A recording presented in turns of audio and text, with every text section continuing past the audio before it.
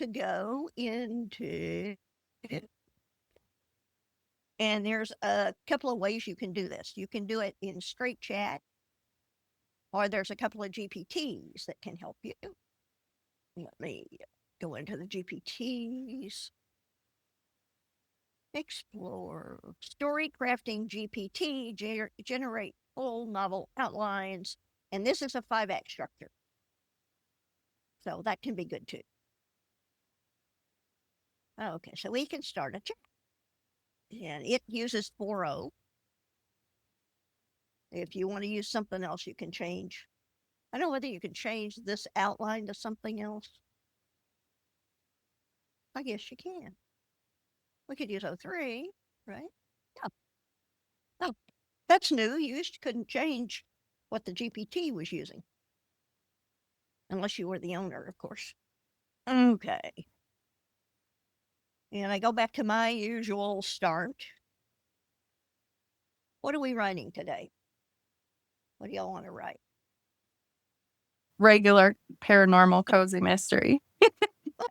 So we have a shy rare bookseller who inherits a ramshackle seaside Victorian and finds a scrapbook filled with pressed weed and a resident ghost who only speaks in botanical Latin. And her town is Turnhaven. A modern death on her pier awakens the ghost fury. Okay, we have the haunting of Honeycake Inn. We have, okay, so we've got the bookstore owner, we've got the pastry chef. There's certain occupations that come up all the time in the cozies. Pastry chef, Mountain Hamlet, Pine Mallow. Pine Mallow? Okay. Long abandoned Honeycake Inn, turning it into a dessert themed B&B. Her first guest list, the ghost of 3 sisters who perished in the kitchen fire, who communicate only by baking cryptic pies that vanish by sunset. The food critic is poisoned with almond extract. Murder at the Miracraft Fair, a glass artist. So that's a new one. Runs a booth at Marigold Hollow's legendary Renaissance fair, famous for handcrafting witching mirrors, said to reveal lumps after a patron uses one to confront the town premises and is later found dead inside the fortune teller tent. The mirrors begin to reflect scenes from the future. We have a jazz-loving phantom minstrel that only Finn can hear. So we're heavy into ghosts with this group so far. Skeptical local deputy must piece together reflections of a forthcoming crime. The Dead Letters Detective Club. Thursday at midnight, undeliverable mail appears in the back room of Lemon and Quill Stationery. A cursed quirk inherited by calligrapher Noor Patel. Okay. Letters are penned by the dead and addressed to the living, each exposing a secret. Decades-old letter warns of a future murder on Founders Day. Noor forms a clandestine club with her retired postmaster neighbor and the ghost of the town's first. Okay, seance and sensibility. I can tell there's ghosts in here already. Beatrice B hosts a genteel tea room seance in the picture perfect village of Netherfield Cove. Isn't that a little Jane Austen-y?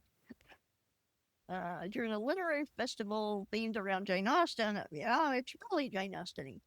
B channel's Serbic spirit claiming to be Lady Catherine de Bourgh, who insists the festival keynote scholar has plagiarized his research and will be murdered for it. Do any of these strike anybody's fancy? We can do the murder at the craft fair. Number 3, and see what it says about that. We'll proceed with developing detailed character outline. These outlines will hit the limit. Okay, we have an external mystery, a paranormal hook. We'll need to split it across several messages. Okay. I've never had it worry about that before. I do this all the time with it. We'll go for the detailed synopsis and see what it's going to say about that. Okay, so it's telling me what the synopsis is. Maybe I want to go back to 4.0. I don't know. 5 chapters, 5 acts. Hybrid, 32-year-old plus artist Finn Harper. Is anybody objecting to Finn Harper? We want to change that. Now's the best place to change it if you're going to change it. Then we have Page Lynn. This GPT is open to the public. It's story crafting GPT. So feel free to use it. Or you don't have to. Most of the time I don't use it, but occasionally I do. I thought I'd show it to you in case you wanted to try it. Okay. We have Garth Collier, the town pharmacist. The minstrel is our translucent troubadour who was hanged on the very stage for counterfeit prophecies. Okay. Page is discovered strangled inside the fortune teller's tent. So chapter 4. Well, I'm not sure whether the murder should be in chapter 4. So let's talk to Chad about it. Due to genre and reader expectations, should the murder be that late into? And of course, you can use Claude, you can use Gemini, you can use, whatever your favorite is. Short answer, no. You don't want the first part, so wait till deep in the book. Okay. The inciting murder, placement in the first 2 chapters. Second body, big escalation. Final body, or near death of the and act 4. Paranormal enigma can delay the discovery of pages. Body is discovered at dawn in page 2. Okay. To pace. Romance flavored banner. Do we want a romance in this? I know the audience, the readers are divided on that. Some hate the romance in it, some want the romance in it. What do we want? Okay, so I will make this a series. Easy on any romance in this book. So now we'll make it give us our characters. Oh, okay, so now it knows that we're going to do a series. We're doing that. Oh, okay. Didn't I say go easy? Go early. Oh, okay. Like I said, I can't type. Okay, so we got the slow burn. Happy flooding. Touch the romance, so it never crowds the mystery. We're all right with that. And here we go. Now, wait a minute. I have a question. Is Finn male or female?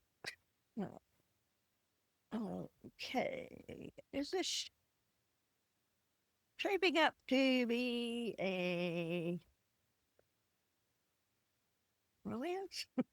Okay. So it's going to do some research and tell me about this. However, I do not want to write female. I'm going to call it a subplot. We have a Marcus. Oh my gosh, we got Marcus again. Let's see. So what did it do? Marcus, NG. I don't care for that last name either because it would be hard for readers to pronounce. I think we're in New England. When Elizabeth did this, she did it all herself. She said, I don't like this. I'm going to change it to this. Miles Whitkin. Okay. We can take that. Okay, that's good. Pronouns stay he and them. Okay. Now let's do some world building. Southern mid-coast Maine between Camden and Booth Bay on the Eider Flow. Okay, low granite. I know nothing about New England or Maine, so if somebody sees something wrong, let me know. A U-shaped Main Street. The capsule history. You can get a lot of good little tidbits out of asking for the history of the place. Here we have his family's legacy, signature locations. It's going to tell us about the fair. It's going to tell us about the glass studio, the homestead and boatworks, the cranberry bogs, and the lighthouse. You got to have a lighthouse and a cozy, I think. And the folklore and the spirit and the economy. Okay. Lobsters. That's good. Tour buses. Winter, there's not much happening. Oh, the drunken. Okay. We could do that. And here's the seeds for future mysteries. It knows what I want in a dossier. It also knows the markdown from your first draft because I took all that markdown guide and I stuffed it into ChatGPT. And it should still remember. And because we're going to read it, I'm going to say use markdown format in a code block. Usually I just say, give me a downloadable markdown file, but this way we can see it and make any changes here while we want it. Here we go. This is the Murdercraft Mysteries, and this is Murder at the Murdercraft Fair. It's a paranormal cozy, slow burn, male-female romance. 20 chapters, 75K words. The tone is warm, witty, like spooky, low on page violence and heat. Class artist, what we hide harms, what we reflect steals. That's good since we got the witching mirror theme. And we have some of our characters. We have the setting, we have the magic rules. The mirror ripples when a nearby person lies. Can reflect branching future at moment of moral choice. Ghost boundaries. No other supernatural creatures, at least until, okay, I guess we can do that. Crossing worlds, rising stakes, midpoint folly, dark night ultimatum, aftermath. And a detail beat by beat is available in a separate doc. We can always come back. What I would do is I would bring the book in when it's done and say, okay, give me the dossier for the second book. So we have this, we have chapter by chapter, Death by Mead. Oh, there's a masquerade. I like to have masquerades in my paranormals. Okay. Themes and motives. The back matter hook. We haven't touched your first draft yet, but Okay. I took your first draft guide to how they want it formatted and I stuck it into chat. And so I said, when I want markdown, this is the rules for the markdown. Claude does not get the rules. At least it hasn't for me. So, but chat does. So if I copy it, I come over to, I think this is production first draft. Yeah, this is production first draft. What did it call it? I can't remember. What it called it? Murder at Miracraft Fair. So come back over here, and I'm going to create a project. Yeah, I think part of that's hyphenated, but I don't care. And it's going to be me. And the blueprint. So now we have to decide. Do we remember what the cozy is? Is it Thistledown Cottage? Back over here. Oh, the blackberry has a monster. And what's important is, oh, midnight. There's a horror cozy. I don't think we want a horror cozy. That's a historical cozy. Thistledown Cottage. A fantasy blueprint, maybe. Okay. Heartwarming. We don't know really want heartwarming. We could always use open canvas and have it do our thing, but I was going to show you with this. I don't know, but let's see. Fantasy cozy. Let's go with this one. And this is going to be Thistledown Cottage 20, and it uses Gemini Pro and Sonnet, which are two of my favorites. The idea is soon we're going to have lots of outlines that it's the same outline, but it uses different models to plan and to write. because I went over there before I came back here, it blew it all away. I'm just going to call it Murder at the Fair because I can't remember anymore what it was. We select a blueprint. I want 20 Thistledown, Gemini Pro, and Sonnet. Okay, it's got 20 chapters, so I'm going to create the project. We have Murder at the Fair here. It is inactive, so I can't do anything with it. So I am going to open it, and I have to activate it. I have to use a credit. That's okay. We'll use my credits instead of yours. We'll activate. And then what I am going to do is I'm going to put it in the story pitch. And it tells you what makes a good story pitch, of course. I want to do it from my idea. And what I'm going to do is I'm going to take this complete book dossier that we just did. Okay. And I'm going to generate the story pitch from that. I could have slammed it right into the dossier, but I don't want to do that because there's prompting in there that's good for the genre.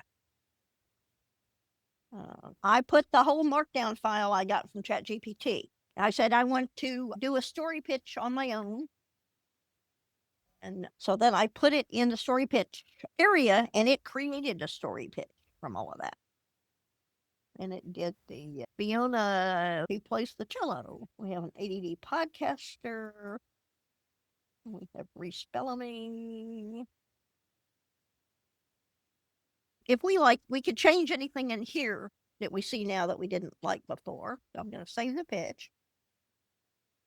I'm going to proceed to the dossier worksheet. And I want to do it from the story pitch with the smart fill. It says AI is working its magic. And this may take a while, so you could go do something else. You could go edit if you have to. And it tells us that it's being analyzed and expanded. The character profiles, world building, and plot structure are being generated. And you can return when you see the completion at the top. This is a method I've come up with. I'm not saying it's going to work for you, but it's something to think about. You might take a little piece of mine, a little piece of Elizabeth's, and the other cascade means it's applying AI to each section of the worksheet. Cascade means that it's sequenced and you don't have to do each step like you had to do each step in the worksheet. When you get it in the story pitch editor, you get another chance to look at it and refine it more if you're seeing something that you don't like in it. And then, of course, we can tweak the story dossier. We're not stuck with it the way it is. If we look at the documents, we have the story dossier worksheet. I don't know whether it's finished or not. It probably isn't. And you can always check the logs to see what's going on.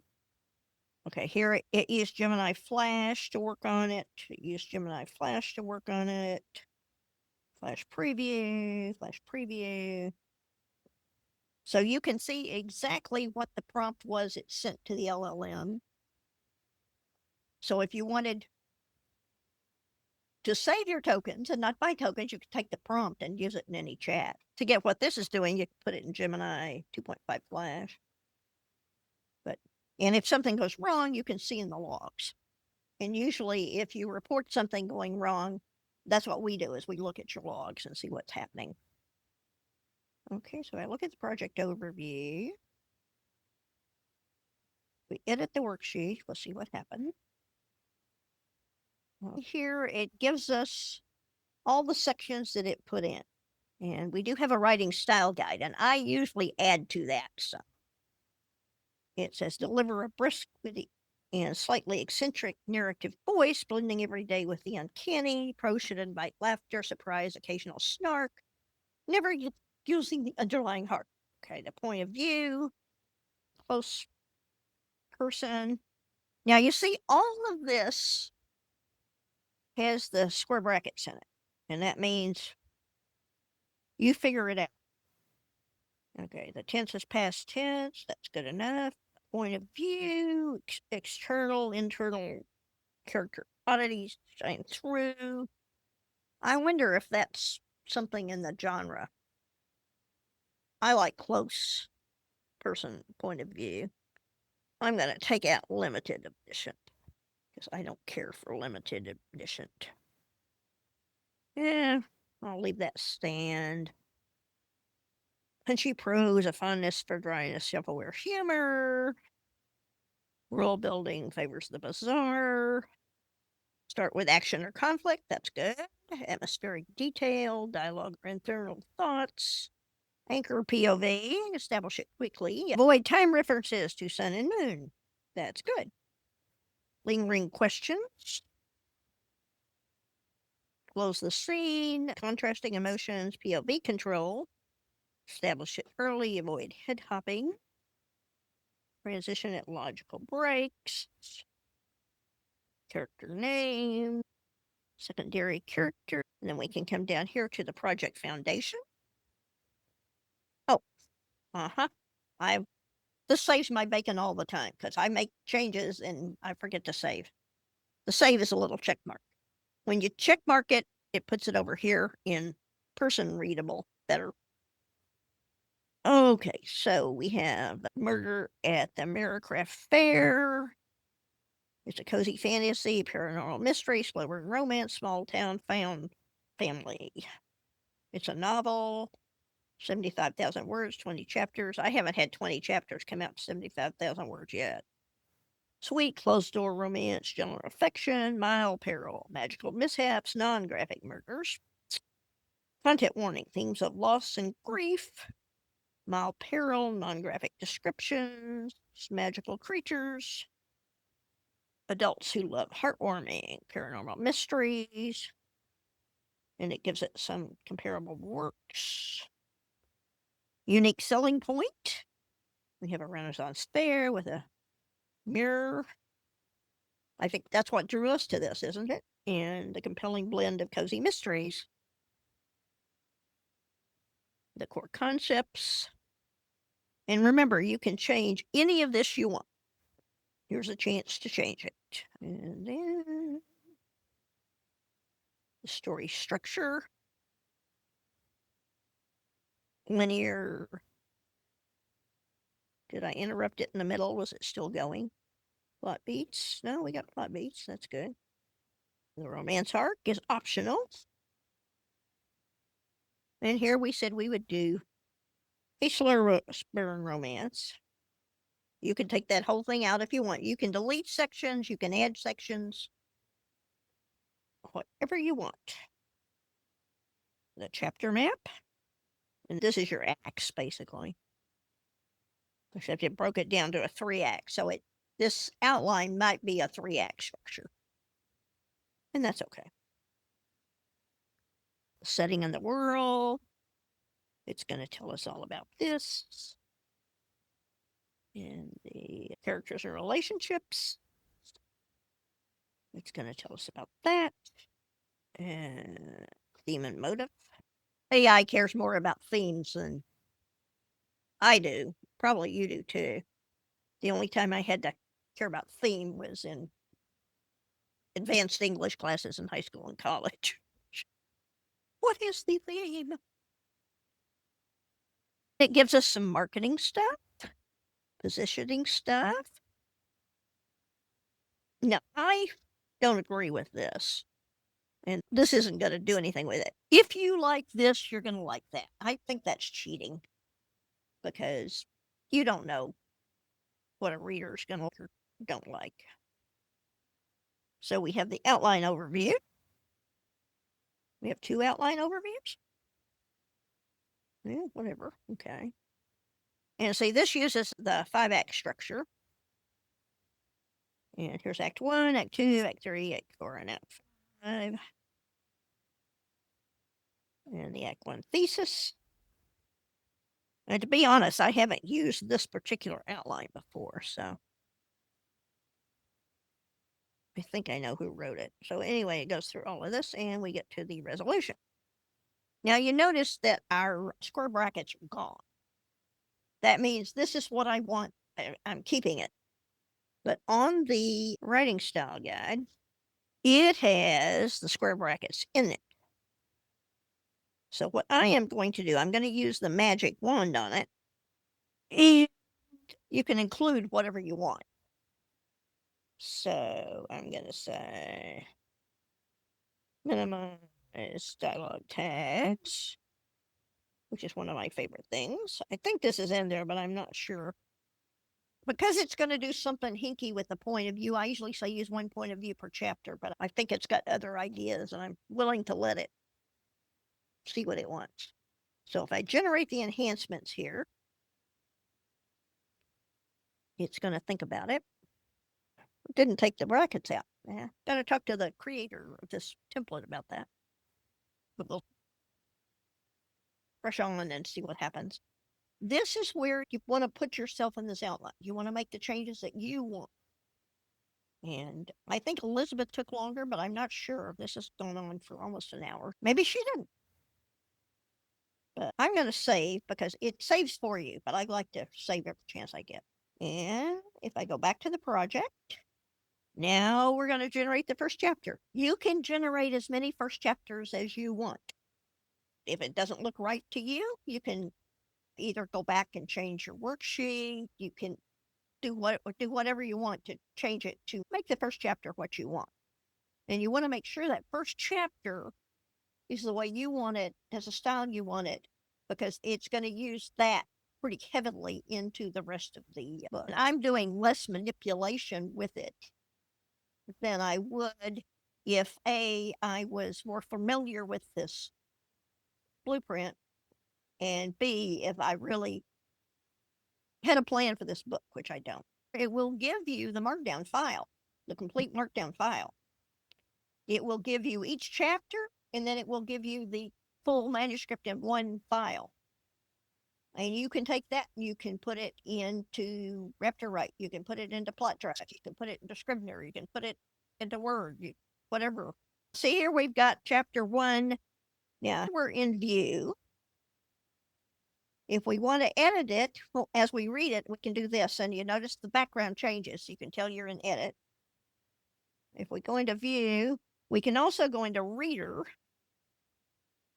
which opens up another window and makes it a little bit easier for you to read. However, and you can download it as a zip file. So then you can take your zip file wherever you want. We have M dashes. I didn't tell it to avoid M dashes, but I found that telling it to avoid M dashes doesn't do a thing. And this is all about pulling glass stuff. It opened tomorrow. Today was for vendors. And her mirrors, they were always watching. The cozy genre doesn't start with as much of a hook as I like. It doesn't really start in media res, but it's the genre, so I'll let it go. Okay. Pretending she was fine. Pretending Reef wasn't still there. Okay.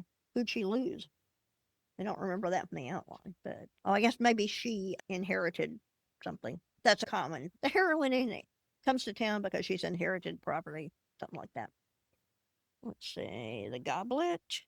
And don't forget, start out with those 5-chapter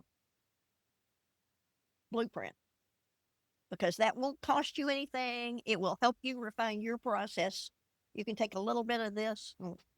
Now, if you bring in your own dossier, like I did, you won't be dealing with the dumb dossier that's in the 5-chapter blueprint. However, the writing will be nano, so it will be not great. But you can certainly take it into one of your favorite tools and have your favorite model rewrite it into whatever style you want. So you're not stuck. You can always revise. And what I do when I finish, I take the zip file and I stick it in either Plot Drive or Raptor, and I run the book review piece of the Easy Peasy Book Machine. And that tells me the strengths and weaknesses. And after it does that, I have it give me chapter by chapter revision plan. And then I revise each chapter according to that plan. So that's my workflow through the whole thing. We'd go through this and we'd edit it. You can't edit in the reader. You have to go back and see, this is another window, so you can keep it open. If you go back here, you can go into the editor and you can edit and change whatever you want to here. So you want to change the M dashes to commas, which is what I usually do. You can do that like that. So I usually just read it in the editor so I can change things. So we have somebody who's ADHD. That's our influencer or whatever they're calling it. I've noticed this puts a lot of influencers in lately. And we got more M dashes. Okay. I haven't seen any colons. I usually tell it not to use colons because sometimes it likes to do that. There's our Elliot Drake. I believe large block letters over a silhouette of what might have been Bigfoot or possibly just a very hairy man. I'm a Bigfoot proponent. So, if we like this, we can save any changes that we want. When we've got this the way that we want it, we can go on and we can generate our draft. And I won't do that now, but so once you generate your draft, what happens is it knows about chapter 1. It'll put the other chapters here. And you can watch it at the top. It'll say generating chapter 3 of 20 or chapter 5 of 20 or whatever. If you can't read it, all you can see is about this much of each chapter. But you can't stop it. Once you have pushed the generate draft, it's done. Now, sometimes it will stop in the middle. And what you can do then is where it says generate your first draft, right here is something to restart, or I can't remember what the exact word is, but you can kickstart the generation again. If that doesn't work, email Dean at Future Fiction Academy and we can restart it for you. But it works pretty well. Joseph gave us that. I think he was tired of having to restart things. So he gave us the button so we could restart it ourselves. Once you do the first chapter, you've lost control. This is a first draft. Don't forget, this is a first draft, right? Could you clarify for me, Lynn, what your process is once you have the first draft? I'm going to go into Plot Drive. I'm going to create a project. And I'm going to call this SNS2. And I am going to import. And yes, the buttons are backwards. If I select a file, I can come here and I can go to FFA. Yeah, I can go to your first draft. And you can see several of the books that I've done here. Okay, so if I bring in Steak and Shake, it says it's going to import, and these are the way that it exports from your first draft. All the chapters, the full manuscript, and the worksheet. So I can pull all that in if I want to. And then I go into my library. And you can use the MOP on it if you want to. I've been doing that some lately, which is the Manuscript Overhaul plan. And it will read your whole thing and it will suggest changes. And then you can, this is the manuscript chapter plan for revising each chapter. And this is the chapter revise. Or you could use the honest critique on it. Or you could use, let's see, I think it's down here. Maybe not. Is it up the top? Yeah. I have a book review button, which all that is just the book review section of the Easy Peasy machine. It says after completing all chapters, review the book for overall consistency, identify plot holes, and that. So if I want to put the book review, and then I have a revised chapter with the book review, what I can do here is, and I want to get rid of, I don't need Story Bible. I don't need the Plot Drive button. So anyway, go here. And if I turn on all the chapters, I'm doing it the long way around. I should have turned everything on and then turned off what I didn't want. What I can do is if I call this review, I can run the book review. Thinks it's an engaging, well-paced urban fantasy. Here's its strengths. Here's the what can be better.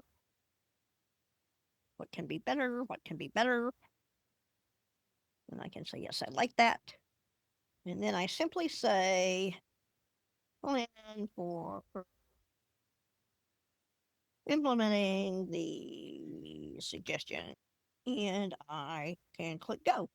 And it will, the go button reads the words above and it reads all the active document. And you could simply, if you want to do it in chat, you could pull the whole file into chat and do this. Say, act as an acquisition editor, define the strengths and weaknesses, and give me chapter by chapter suggestion.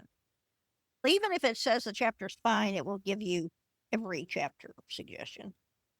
Okay, so if I say, oh, it talks about additional, I say, okay, accepts the refinements.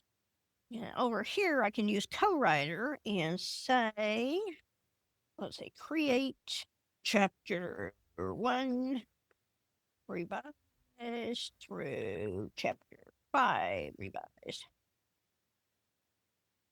It doesn't handle too many documents at a time. You might get it to create 10 for you. But it's going to create my revised chapters. And it asks me if I want to move it in folders, all that. I don't care whether it's in folders or. Oh, this is new. Usually it doesn't put them anywhere near. It all clumps them together. Either they're at the bottom or the top. Well, I like that. So if I go into chapter 1 revised, and right now I'm going to turn everything on and then I'm going to turn it off again. Come on. Turn it off. I want book review on. I want chapter 1 on. And then here, all I have to do is I have to say revised chapter. And it is going to rewrite that chapter using the suggestions in the book review document. So usually I run every chapter into revised. I export my revised chapters and put it into Word, and that's when I read it and edit it as a human. Does that make sense? The revised chapter, I may have how long I want the chapters to do. So if I say yes, that was 26,000 words. But if I go to the library, I don't know if I can put this in the chat or not. I think I have it in a document. But the book review, I think gets in the way.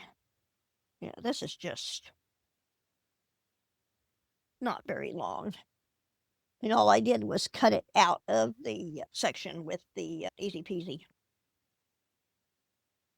And then the revised chapter, you simply modify this chapter to incorporate these suggestions from the book review, and I call out that document by name. The final chapter should be between 2,000 and 3,500 words. It depends on what model you're using, how much you need to lie to it and tell it to make it longer or shorter. Now, I put some of my editing prompts in here. And I have the sun and moon. I say dawn, sunset, and twilight are acceptable. Replace any mention of sun and moon with alternate ways of passing time. Remove couldn't help but. Or rephrase the sound of footwear and tires on surfaces. Strengthen the writing. Avoid M dashes, avoid colons, minimize adverbs. Deep third person, one per chapter, avoid telling. Deep PLB from the viewpoint's character. That is my revised chapter prompt. And I just do each chapter. Sometimes I leave the couple of chapters before it on so it can refer back if it wants to. But it's only working on that one chapter, and it should only revise that one chapter that you've got. So just keep your book review document on, and the original chapter that you're working on, and then work in the revised chapter. If I go here, I don't need the original chapter 1. And I can't do the revised chapter. I can just hit the revised chapter button and it should start writing the new one. So basically, that is your first draft process from start to finish. Definitely need other eyes. Usually run it through autocorrect. Autocorrect likes to take out a bunch of the adverbs, and I try to make my adverbs lean anyway. One of the things I like to do, and this assumes that you have 2 days of the models behaving, because sometimes you get up in the morning and the model is totally different than it was when you went to bed. But I like to one day work on the dossier and get that the way I want it, work on the first chapter, get that the way I want it, and then submit the whole draft and go to bed. And when you get up, you have the whole draft that you can work on. Then you can start this process. Sometimes it helps to have a day between doing this process and the human edit, because a lot of times when I'm doing this, I kind of read it as it goes. And then when I read it in Word, I've seen that before. Was it in the manuscript before, or am I remembering it? So if I just forget in the meantime, then I can look, and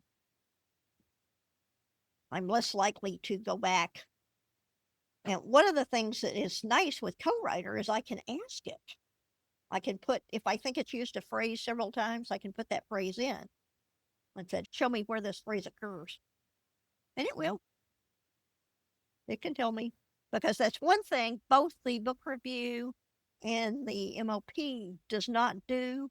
It does not tell you when you have repeated passages or if every chapter begins the same. AI can do a pretty good job, but then you have to tweak it yourself. So it's not a push a button, get a book, like some people are saying. This is the closest I've seen. And I think this is going to be the closest for quite a while. Go and practice with your first draft. You use my method, use Elizabeth's method, use your own method, use whatever you want, and play with the 5 chapters. Because you can certainly take your 5 chapters thing and bring it in and do your book review. And do your rewrite with whatever model that you like to write with, what writes your genre the best. So whatever tools you're used to using, go ahead and use, because your first draft is giving you a tool for your first draft, and it is a draft. We're not saying that this is a complete book. You shouldn't publish it right out of the